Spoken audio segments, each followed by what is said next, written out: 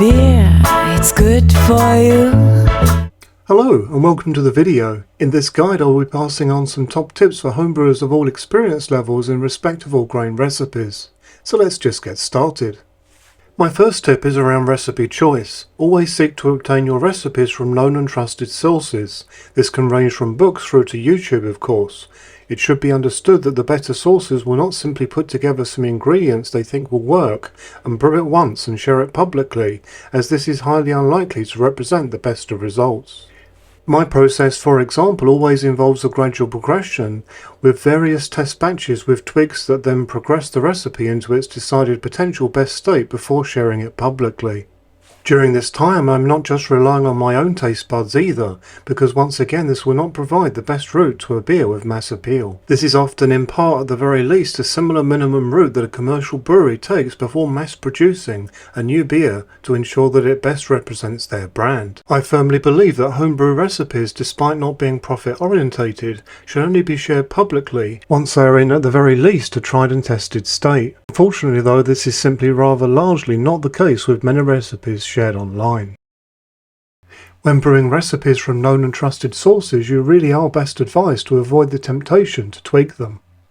After all, much time has already gone into the recipe's development for the best results, and by tweaking them differently you are losing out on the time-consuming work that has already been made by the recipe writer, and really this negates the reasoning behind using such recipes in the first place. A similar attitude is advised to be applied when making substitutions of recipe ingredients too. Always try to stick to at the very least the same hops and yeast where you can. When this is not possible, then seek to find the closest alternatives that you can. In some cases you will not be able to find anything very close, and then I would advise to wait with that recipe until you can. Some examples here would be when a yeast or a hop type is very unique. When it comes to grain substitutions, then often you will need to find the nearest alternative, and this can be close enough, but you cannot expect the same result if the alternative is of a different nature. One key point to really understand here is that with some really great recipes, their greatness really does rely on a very specific combination. Having said all of this though, once you have brewed a recipe as intended, then I would wholeheartedly encourage you to tweak and sub to your heart's content if you believe you have a vision that will improve it to your own taste or for some other goal. This can certainly be one of the more satisfying sides of homebrewing, but naturally you need to know what you are tweaking in the start to end up with something more befitting your own vision for its future. I suggest that you always go small before you go big. Sounds very ominous, let me explain. When trying a recipe that is new to you for the very first time, you may wish to start off with a smaller batch size to simply try it out and see what you think before going to higher volumes later on. This is especially useful if it is a new style of beer to you, or something that you are unsure if you are going to want to drink lots of. Another reason might simply be that if you do brew a regular sized batch, then at the rate that you will drink it, it will not remain fresh. This is particularly true of beer styles that involve volatile ingredients like wheat, for example. If you are writing your own recipes, then you do need to be realistic that you are highly unlikely to strike gold on your first try of a new recipe, and going for anything more than a minimum batch size is not very smart, as having lots of not quite up to standard beer hanging around is just a waste of space, money and of course time, because small batches simply are faster to brew in the first place. Even a very experienced professional beer recipe writer will usually have to make at least a few test batches and tweak as the recipe evolves. I suggest that you do the same. A great starting point on any new recipe is to create notes as you go. I suggest that this begins with your own notes on what you're looking to achieve, with as much detail as is needed. Then you can refer back to these notes as you taste test your small batch results, and this becomes especially important if you, like I do, are evolving various different new recipes at any one given time. Sometimes some really great unintended results can also come from this process, and before you know it you have 2 new beers in the making. Do not be afraid of this, is actually how some of the more unique and interesting commercial bestsellers have come to life. Homebrew equipment these days is often quite flexible in terms of minimum batch sizes, with many systems capable of a minimum batch size of 10 litres by default, but some, like the new Brewzilla Gen 4 units, are capable of just a 5 litre batch size, even with the larger Brewzilla 65 model, as shown in the video examples in this segment. When using recipes from others, you must always convert them due to the simple facts that brewing systems vary and so do ingredients. At the very least, this usually starts by conversion of your own brewing system and method so that the water volumes are correct. You must then convert the grain bill and other fermentables so that you have the right level of potential gravity and as close as possible substitutions. This is due to the fact that not all malt brands are available worldwide and that different maltsters provide varying types of grain as part of their range. You should then look at the alpha acid levels of your own hops in comparison to those given by the recipe and ensure that the IBU of each hop addition matches. Thankfully this is easy with modern brewing software, and I have a guide to doing this on my channel as shared on screen. This is a point that I make within all of my recipe videos now, and yet I still hear from people that have had dire results from all grain recipes they have tried, and it is down to the fact that they have not converted the recipe.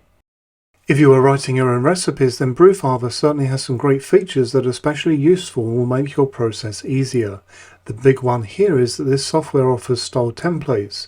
So at a glance you can see the tolerances for important style aspects like expected specific gravity and final gravity range, as well as the bittering side and how both alcohol and bittering come together for that all-important BU-GU ratio to ensure that you have the correct balance. Even if you're not a recipe writer, this is also useful for checking recipes that you obtain from various sources to ensure that they hit the mark within the chosen style. As you can see, there is a full complement of styles here that offer details from the BJCP and the Brewers Association. Once you have selected a style, Brewfather then provides the view that you now see on screen and how your current recipe falls within each heading area. The example shown on screen is for an American style pale ale. A quite new feature now is also the relative bitterness ratio, shown here at the bottom as RBR, which acts as an additional judgment tool for balance. All of this is certainly very useful, as you can see at a glance where your recipe stands within the chosen style parameters according to either the BJCP or the Brewers Association. So for example here you can see at the top that this style has a suggested ABV range of between 4.4 to 5.4% and that our current recipe is at 4.9%. These are of course guidelines that are useful for competition, but that does not stop breweries from releasing American pale ales that are greater than 5.4% ABV, nor me, and it certainly should not stop you either if your target is not competition. However, it goes without saying that these guidelines for recipes are certainly very useful all the same. Naturally, Brewfather also has an online search for recipes from other users that you can look into and find common style traits from that you may find useful and inspirational. You will also find various Brewfather guides on my channel that are designed to assist new and also existing users. I highly recommend that you always use fresh ingredients when brewing.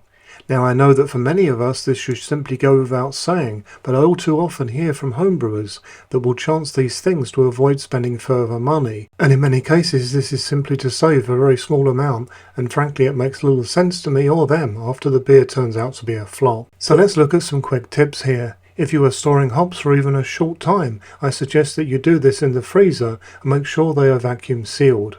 Yeast should be kept in your fridge and your grain should be stored dry and cool. When storing grain for more than short periods, I would suggest that you vacuum seal it.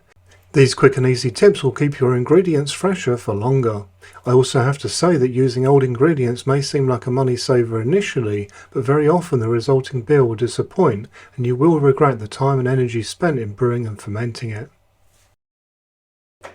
Another area that is totally essential is to ensure that your grain crush is on point for your method of brewing. Get this wrong and frankly it will impact the whole brew and the resulting beer too. In summary, if your crush is too fine then you will potentially suffer stuck mashes as well as stuck sparges, both of which are a real headache. You also run the risk of a totally stuck pump too, as well as the fine debris ending up at the bottom of your brewing system, which can also lead to some problems. If your crush is too coarse, then you are simply not going to hit your gravity numbers, leading to a lack of fermentables which will impact your alcohol level.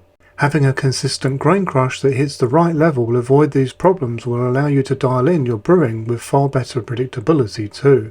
This is why I recommend that homebrewers invest in a quality mill if they cannot obtain a consistent and suitable grain crush from their homebrew store. I do hope that you found this video useful, informative and interesting. If so, why not consider liking and subscribing? For further support you can join the channel's Facebook group, and if you would like to support the channel then check out the channel's merchandise store, as all profits go back into the channel. Until next time, happy brewing!